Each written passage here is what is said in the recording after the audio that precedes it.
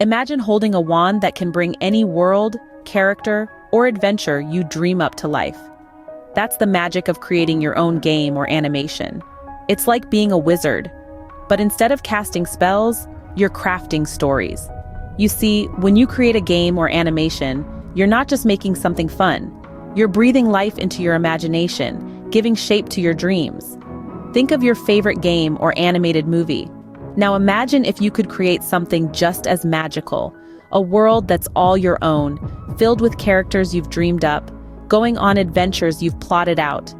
That's the power at your fingertips when you step into the world of game design and animation. It's more than just pixels on a screen. It's a canvas for your creativity, a stage for your stories. So, are you ready to wield this wand and start your journey as a game designer? Let's dive right in. Every great game or animation begins as a spark, an idea. This is where brainstorming comes into play. You see, brainstorming is like setting off on a grand adventure, armed only with your imagination. It's an exciting journey where you explore the limitless world of your thoughts and ideas. Like a treasure hunt, you never know what gem of an idea you might stumble upon. In this process, it's important to jot down every idea that comes to your mind. Yes, every single one, no matter how small or silly it might seem at first. Why, you ask? Well, think of these notes as pieces of a puzzle. Alone, they might not make much sense, but put together, they can reveal a fascinating picture, your unique game or animation.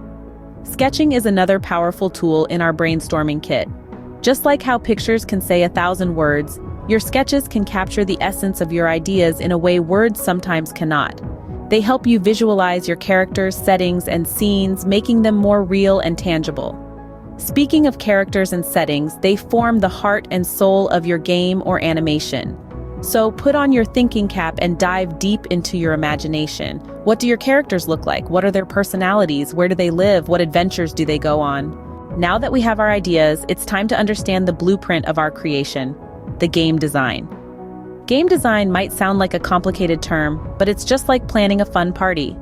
You decide who will be invited, what games will be played, and even what kind of cake will be served. Just like planning a party, game design involves making decisions about how your game or animation will work. But what are the elements that make up a game design? Let's break it down. First off, we have the rules. Just like in a game of chess or soccer, your game needs rules too. Rules help players understand how to interact with the game. They tell us what we can and can't do and help keep the game fair and exciting. Next up, we have the goals. This is what your players are trying to achieve in the game. It could be anything from collecting a certain number of points, reaching a destination, or solving a puzzle. The goal is the carrot at the end of the stick. It's what keeps players engaged and wanting to play more. And lastly, we have the challenges. These are the obstacles that stand in the way of players reaching their goals. They could be puzzles to solve, enemies to defeat, or time limits to beat. Challenges make the game exciting and make achieving the goal feel rewarding. Each of these elements, rules, goals, and challenges, plays a crucial role in shaping the player's experience.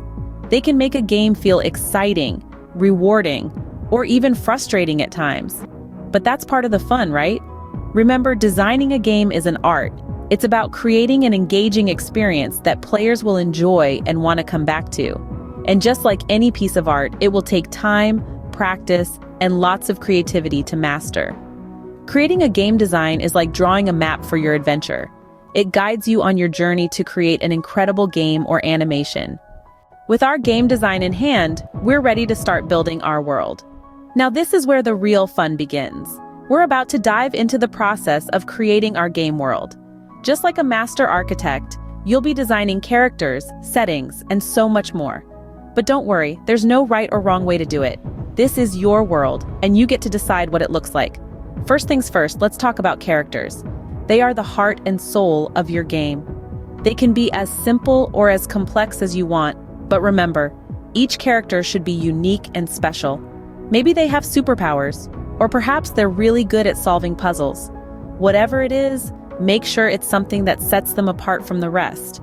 Next up, we have settings. These are the places where your characters live and where all the action happens. Whether it's a bustling city, a magical forest, or an alien planet, the setting is crucial in setting the mood and tone of your game. So let your imagination run wild and create a place that's not just a backdrop, but an integral part of your game's story. And speaking of the story, it's the glue that holds everything together. It's what gives purpose to your characters and meaning to their actions. So take some time to craft a compelling narrative that will keep players engaged and invested in your game. Now, creating an immersive environment is essential. This means making your game world feel alive and dynamic.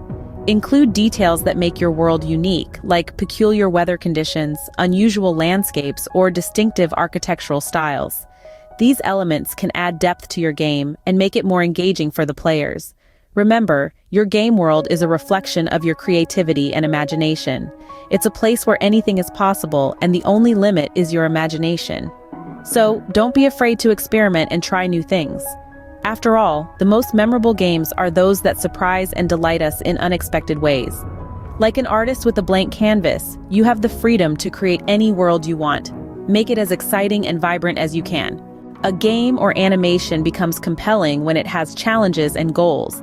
Let's add some to our creation. Imagine a game where you just walk around with no purpose, no destination. It might be fun for a little while, but soon it would become, well, pretty boring, right?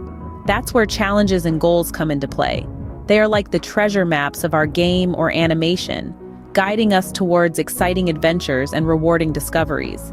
Think about some of your favorite games or animations. What makes them so fun and engaging? Perhaps it's the tantalizing treasure at the end of the rainbow, or the sneaky villain you have to outsmart. These are examples of goals and challenges. Goals provide a sense of purpose. They give us something to strive for, something to achieve. In a game, this could be rescuing a friend, finding a hidden gem, or reaching the top of a mountain. In an animation, it could be the character's quest to find their lost family, or to become the best dancer in the world. Goals make us want to keep watching or playing to see what happens. Challenges, on the other hand, add excitement and unpredictability. They introduce obstacles that we need to overcome to reach our goals. These could be puzzles to solve, enemies to defeat, or difficult terrains to navigate. Challenges test our skills and make the journey towards achieving our goals more thrilling. As creators, we have the power to decide what challenges and goals to include in our games or animations. We can make them as easy or as hard as we want, to suit the skills of our players or the interests of our audience. It's all about finding the right balance to keep things fun and engaging. So when you're creating your game or animation, think about what challenges and goals you want to include. They can turn a simple walk in the park into an epic adventure. Challenges and goals are the spices that add flavor to your game or animation. They make your creation exciting and engaging. We're almost there. Our game or animation is nearly ready. Now we just need some final touches.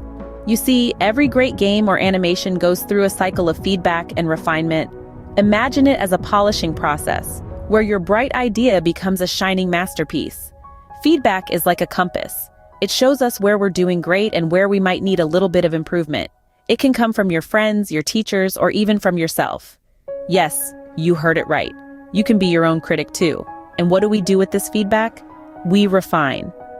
Refinement is the process of tweaking and adjusting your game or animation based on the feedback you've received. It's like adding the icing on the cake, making your creation not just good, but great.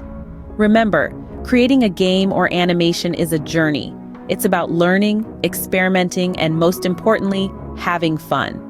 So let's get started on this exciting adventure.